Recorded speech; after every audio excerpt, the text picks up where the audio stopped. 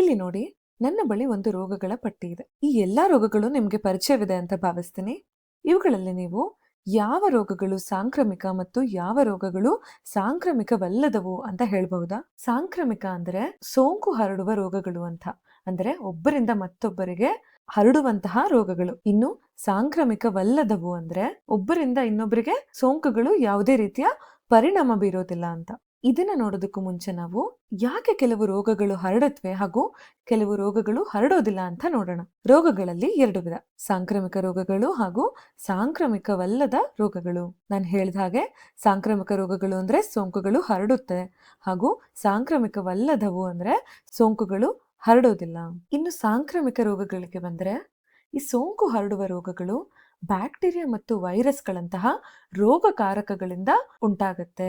ಅವು ನಿಮ್ಮ ದೇಹಕ್ಕೆ ಪ್ರವೇಶ ಮಾಡಿ ಅವುಗಳ ಸಂಖ್ಯೆಗಳನ್ನ ಹೆಚ್ಚಳ ಮಾಡ್ತವೆ ಮತ್ತು ಶೀತ, ಕೆಮ್ಮು ಅಥವಾ ಮಲದ ಮೂಲಕ ಇತರರಿಗೆ ಅದು ಹರಡತ್ವೆ.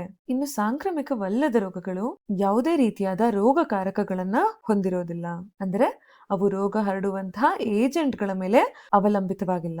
ಆದ್ರಿಂದ ಅವುಗಳು ನಿಮಗೆ ಮಾತ್ರ ಸೀಮಿತವಾಗಿರುತ್ತವೆ, ನಿಮ್ಮ ದೇಹವನ್ನ ಹೆಚ್ಚು ಹಾನಿ ಮಾಡ್ತಾ ಹೋಗ್ತವೆ. ಹಾಗಾದ್ರೆ ಈ ಸಾಂಕ್ರಾಮಿಕವಲ್ಲದ ರೋಗಗಳು ಹೇಗೆ ನಮಗೆ ಬರುತ್ತೆ ಅಂತ ನೀವು ಕೇಳೋದಾದ್ರೆ, ನೋಡಿ, ರೋಗಕಾರಕಗಳ ಬದಲು ಆನುವಂಶಿಕ ಮತ್ತು ಪರಿಸರ ಅಂಶಗಳಿಂದ ಈ ಸಾಂಕ್ರಾಮಿಕವಲ್ಲದ ರೋಗಗಳು ಅಂದ್ರೆ ಹರಡದ ರೋಗಗಳು ನಮಗೆ ಬರುತ್ತವೆ.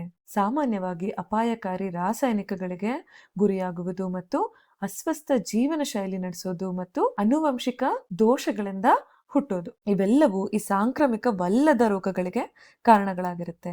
ಅದಕ್ಕಾಗಿ ನಿಮಗೆ ಹೇಳೋದು, ಎಲ್ಲರೂ ಆರೋಗ್ಯಕರ ಜೀವನ ಶೈಲಿ ನಡೆಸಿ ಇವೆಲ್ಲಾ ರೋಗಗಳಿಂದ ನೀವು ಮುಕ್ತಿ ಪಡಿಬಹುದು ಅಂತ. ಆದರೆ ಈ ವಯಸ್ಸು, ಲಿಂಗ ಮತ್ತು ಆನುವಂಶಿಕಗಳಂತಹ ಕೆಲವು ಅಪಾಯಕಾರಕಗಳನ್ನ ನೀವು ತಪ್ಪಿಸೋದಕ್ಕೆ ಸಾಧ್ಯ ಇಲ್ಲ.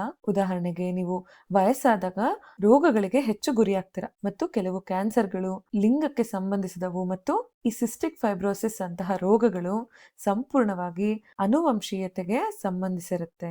ಈಗ ನಮಗೆ ಸೋಂಕು ಹರಡುವಂತಹದ್ದು ಮತ್ತು ಸೋಂಕು ಹರಡದೇ ಇರುವಂತಹ ರೋಗಗಳು ಹೇಗೆ ನಮಗೆ ಬರುತ್ತವೆ ಅಂತ ಅರ್ಥ ಆಯ್ತು. ನಿಮಗೆ ಈಗ ಸ್ಪಷ್ಟ ಕಲ್ಪನೆ ಬಂದಿದೆ ಅಂತ ಭಾವಿಸ್ತಾ ನಮ್ಮ ರೋಗಗಳ ಪಟ್ಟಿಗೆ ನಾನು ಹಿಂತಿರುಗ್ತಾ ಇದ್ದೀನಿ. ಈಗ ಅವುಗಳನ್ನ ಸರಿಯಾದ ವರ್ಗಕ್ಕೆ ಅಂದರೆ ಸಾಂಕ್ರಾಮಿಕ ಹಾಗೂ ಸಾಂಕ್ರಾಮಿಕವಲ್ಲದ ರೋಗಗಳ ಪಟ್ಟಿಗೆ ವಿಂಗಡಿಸೋಣ. ಮೊದಲನೆಯದು ಟೈಫಾಯ್ಡ್. ನೋಡಿ, ಟೈಫಾಯ್ಡ್ ಆಹಾರ ಮತ್ತು ನೀರಿನ ಮೂಲಕ ಹರಡುವ ಬ್ಯಾಕ್ಟೀರಿಯಾ ರೋಗ.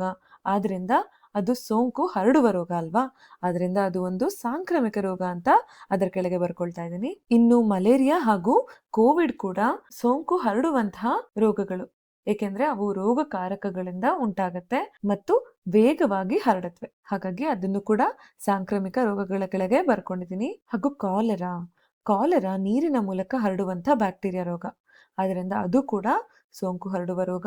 ಇವೆಲ್ಲವೂ ನಮಗೆ ಒಬ್ಬರಿಂದ ಇನ್ನೊಬ್ಬರಿಗೆ ಅಥವಾ ಒಂದು ಆಹಾರದ ಮೂಲಕ ಅಥವಾ ಯಾವುದಾದ್ರೂ ಪದಾರ್ಥದ ಮೂಲಕ ನಮಗೆ ಬ್ಯಾಕ್ಟೀರಿಯಾ ಅಥವಾ ವೈರಸ್ಗಳ ಮುಖಾಂತರ ತಲುಪತ್ವೆ.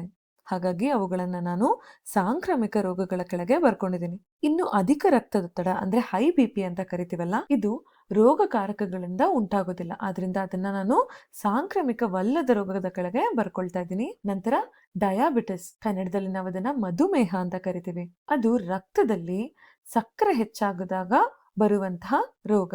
ಇದು ಕೂಡ ರೋಗಕಾರಕಗಳಿಂದ ಉಂಟಾಗೋದಿಲ್ಲ, ಆದ್ರಿಂದ ನಾನು ಅದನ್ನ ಸಾಂಕ್ರಾಮಿಕವಲ್ಲದ ರೋಗದ ಕೆಳಗೆ ಬರ್ಕೊಳ್ತಾ ಇದ್ದೀನಿ. ಕೊನೆಯದು ಸಿಸ್ಟಿಕ್ ಫೈಬ್ರೋಸಿಸ್. ನಾನಾಗ್ಲೇ ಹೇಳಿದ ಹಾಗೆ ಈ ರೋಗ ಆನುವಂಶೀಯತೆಯಿಂದ ಬರುವಂಥದ್ದು, ಆದ್ರಿಂದ ಇದು ಕೂಡ ಒಬ್ಬರಿಂದ ಇನ್ನೊಬ್ಬರಿಗೆ ಹರಡೋದಿಲ್ಲ, ಸಾಂಕ್ರಾಮಿಕವಲ್ಲದ ರೋಗದ ಕೆಳಗೆ ಬರ್ಕೊಂಡಿದ್ದೀನಿ. ಅರೆ, ಕ್ಯಾನ್ಸರ್ನ ಬಿಟ್ಟೇ ಬಿಟ್ರಲ್ಲ ಅಂತ ಯೋಚಿಸ್ತಾ ಇದ್ದೀರಾ? ಏನಕ್ಕೆ ನಾನು ಈ ಕ್ಯಾನ್ಸರ್ನ ಎರಡೂ ಪಟ್ಟಿಗಳ ಕೆಳಗೆ ಬರ್ಕೊಂಡಿಲ್ಲ ಅಂದ್ರೆ, ನೋಡಿ, ಈ ಕ್ಯಾನ್ಸರ್ ಒಂದೇ ವರ್ಗಕ್ಕೆ ಕಟ್ಟುನಿಟ್ಟಾಗಿ ಸೇರುತ್ತೆ ಅಂತ ಹೇಳೋದಕ್ಕೆ ಆಗೋದಿಲ್ಲ. ಕೆಲವು ವೈರಸ್ಗಳು ಕ್ಯಾನ್ಸರ್ಗೆ ಕಾರಣವಾಗಿರುತ್ತೆ. ಅಂದರೆ ಇವಾಗ ಹ್ಯೂಮನ್ ಪ್ಯಾಪಿಲೋಮಾ ವೈರಸ್ ಮಹಿಳೆಯರಲ್ಲಿ ಗರ್ಭಾಶಯದ ಕ್ಯಾನ್ಸರ್ ಅನ್ನ ಉಂಟು ಮಾಡುತ್ತೆ. ಆದರೆ ಕೆಲವು ವೈರಸ್ಗಳ ಸಹಾಯವಿಲ್ಲದೆ ಕೂಡ ಕ್ಯಾನ್ಸರ್ಗಳು ಬರುತ್ತವೆ. ಹಾಗಾಗಿ ಸಾಂಕ್ರಾಮಿಕವಲ್ಲದ ಅಥವಾ ಸಾಂಕ್ರಾಮಿಕ ಅಂತ ನಿರ್ದಿಷ್ಟವಾಗಿ ಕ್ಯಾನ್ಸರ್ನ ಹೇಳೋದಕ್ಕಾಗೋದಿಲ್ಲ.